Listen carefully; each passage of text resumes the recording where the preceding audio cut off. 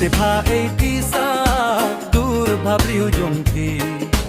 marwe nga shu yap ma te hitang ya phi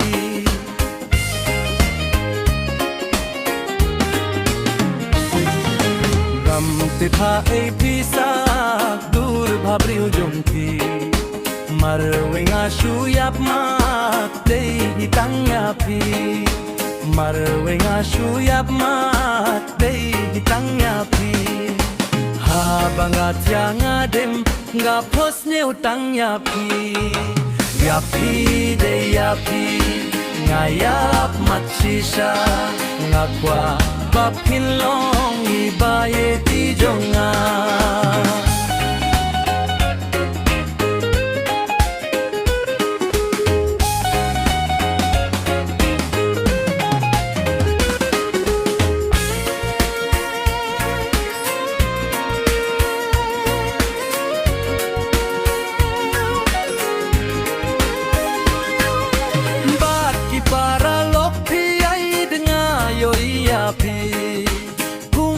ki khmat jonga ki poi ki phai sha pi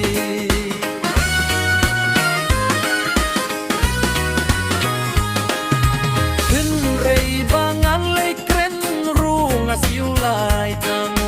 kum no keng bangan tren ru ngam skiu lai tang ha banga changa dem nga pos niu tang ya pi dei ya pi yap mat si sha nga kwa ba phin long di ba ye di jong nga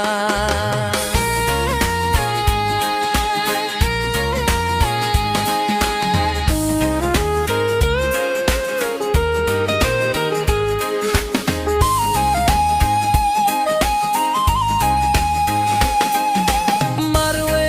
ha jing ko siêu nga yo ya phi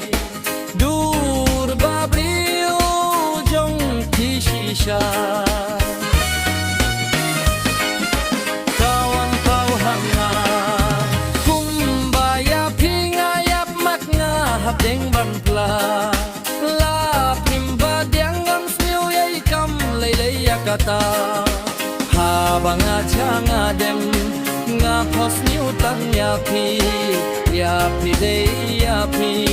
nga yap mat si sha nga kwa ba phin long i ba ye di jong na mam ti pha ai pi sa dur ba briu jong pi marwe nga shu yap ma dei bitang ya pi mam ti pha ai pi sa dur ba briu jong pi marwe nga shu yap ma dei bitang ya pi marwe nga shu yap ma dei bitang ya pi ha banga changa dem nga pos niu tang ya pi de ya pi nga yap mat si sha akwa ba pin long